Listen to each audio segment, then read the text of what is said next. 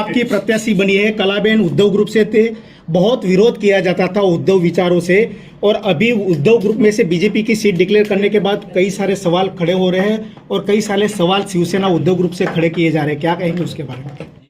करना आप लोगों का काम है। जनता ने कभी मुझे आज दिन तक कोई सवाल किया ना, तो हमारा कार्यकर्ता ने। ये सवाल पैदा करना आपका काम है, आप करो, जवाब जनता देगी। भारतीय जनता पार्टी विजेता कलाबेन को बनाएगी। કલાબેન, આજે ભારતીય જનતા પાર્ટીમાં આપણે પ્રવેશ કર્યો છે અને સ્વાગત કરવામાં આવ્યું છે, શું કહેશો અને કેવી રણનીતિ સાથે પ્રજા પાસે છે? બેન આભાર જોઈશું બેન. પહેલા તો હું પ્રધાનમંત્રી મોદી સાહેબનો ખૂબ આભાર વ્યક્ત કરીશ, આપણા ગૃહમંત્રી અમિત શાહજીનો ખૂબ આભાર વ્યક્ત કરીશ, આપણા દેશના અધ્યક્ષ જેપી નડ્ડાજીનો પણ ખૂબ આભાર વ્યક્ત કરીશ કે જેમણે મારા પર આ વિશ્વાસ રાખ્યો છે ને હું વિશ્વાસ પર ખરી ઉતરીશ. જે તમે કીધું છે કે કેવી રીતના અમે આગળ વધીશું, જરૂર સમસ્યા ઘણી બધી છે, ઘણા બધા પ્રશ્નો હલ પણ થયા છે, ઘણા બધા બાકી પણ છે. હું ફર્સ્ટ ટાઈમ જ્યારે આપણા પ્રાઇમ મિનિસ્ટર સાહેબ પાસે ગઈ, આપણા મોદી સાહેબ પાસે ગઈ હતી, અને જ્યારે મેં પ્રદેશના જે પ્રશ્નો હતા એમના માટે મેં વાત કરી અને મને ખૂબ જ એમને જે આશ્વાસન આપ્યું એ હું જોઈને આજે કહીશ કે જરૂર આપણા પ્રદેશના જે પણ પ્રશ્નો છે એમાં આપણે જલ્દીથી જલ્દી હલ કરી શકીશું અને આવતા દિવસોમાં આપણા પ્રદેશને ઉજ્જવળ ભવિષ્ય સારી રીતના બને. લોકોને વિશ્વાસમાં લઈને જ અમે પણ ભારતીય જનતા પાર્ટીમાં જોડાયા છે. એમના પ્રદેશના આદિવાસી સમાજ, ગરીબ સમાજનું ભવિષ્ય જોઈને જ અમે આમાં જોડાયા છે. જરૂર આવતા દિવસોમાં ભારતીય જનતા પાર્ટી સાથે હું હળીમળીને પ્રદેશના માટે આગળ કામ કરીશ અને ખાસ કરીને આપણા પ્રધાનમંત્રી મોદી સાહેબના તો આશીર્વાદ છે જ. હું વિશ્વાસ સાથે કહીશ કે જરૂર આપણા પ્રદેશના જે પણ પ્રશ્નો છે તે હલ થશે. ऐसा कुछ भी नहीं है.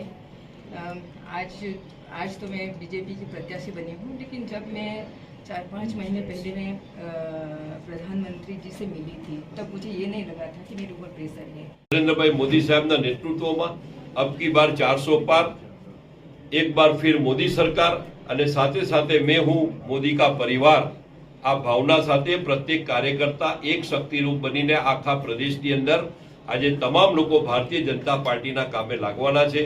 આ તમામ કાર્યકર્તાનો હું વેલકમ પણ કરું છું, અભિનંદન પણ પાઠવું છું અને આ રીતે પ્રત્યેક કાર્યકર્તા પ્રત્યેક બૂથ જીતે એની મહેનતમાં લાગી જશે એવો મને પ્રબળ વિશ્વાસ છે.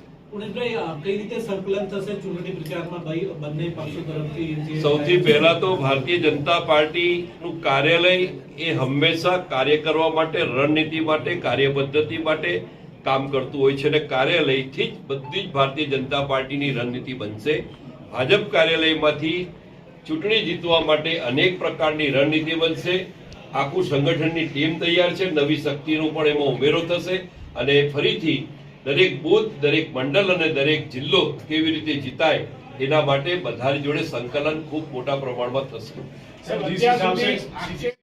नगर हवेली एवं दमन में लालू भाई को जो टिकट दी गई है उसमें आने वाले समय में कितने मार्जिन के साथ ये दोनों सीट निकाल सके और क्या ये कलाबेन के आने से कितना फायदा हो सकता है?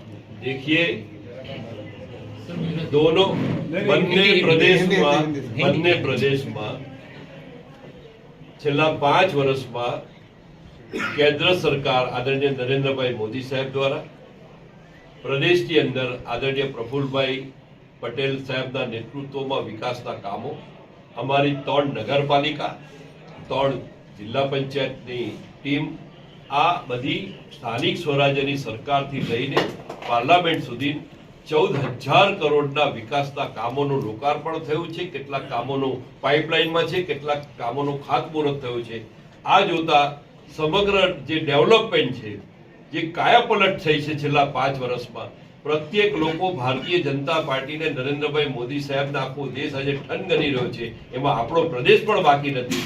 લોકોની વિચારધારા મોદી સાહેબ જોડે બદલાતા 5 વર્ષ પહેલાનો જે રેશિયો હતો એના કરતાં પણ આ નવા 5 વર્ષમાં જે પ્રમાણે અનેક આપણે કામો કર્યા. શ્રી રામ જન્મભૂમિ મંદિરનો પ્રકલ્પ હોય, સર્જિકલ સ્ટ્રાઇક હોય, 370 હટાવવાનું કામ હોય, આ પ્રકારે વિકસિત ભારતનો 25 વર્ષનો જે રોડમેપ એમણે મૂક્યો છે, જેને કારણે પૂરેપૂરું જન સમર્થન આજે ભારતીય જનતા પાર્ટીની તરફેણમાં છે. ભારતીય જનતા પાર્ટીના લાલુભાઈ હોય કે અહીંયા કલાબેન હોય, બંનેને ભારે બહુમતીથી विजेता प्राप्त થશે. सर, पार्टी कॉन्फिडेंट है अपने विजय को लेकर के, मुझे लगता है कि आप अपने उम्मीदवार को लेकर के पार्टी नेता को कॉन्फिडेंट नहीं है, इसलिए आप कल तक जिसपे परिवारवाद से लेकर कई आरोप लगाते थे, आज उसी को आप अपने पार्टी में लेकर टिकट दे रहे हैं. क्या कारण है कि आप देखिए, पार्टी जब लड़ती है ने, या तो जीतती है या सीखती है. पार्टी जब लड़ती है तो जब जीतती है सीखती है. तो इसके हिसाब से भारतीय जनता पार्टी एक बहुत पूरे देश में आप देखो, आज कई गुजरात में बड़े बड़े दिग्गज नेता भी पार्टी छोड़ के आ रहे हैं. पूरे देश में जिस प्रकार से राम जन्मभूमि आंदोलन था, राम जन्म मंदिर का शिलान्यास था, तब भी पॉलिटिकल पार्टी प्रतिपक्ष के लोग मंदिर में नहीं गए.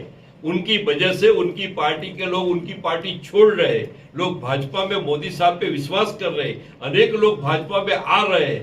तो भारतीय जनता पार्टी का जो शीर्षक नेतृत्वगण है, उनका जो प्रिविलेज है, उनके बारे में हम लोग कभी बता सकते नहीं.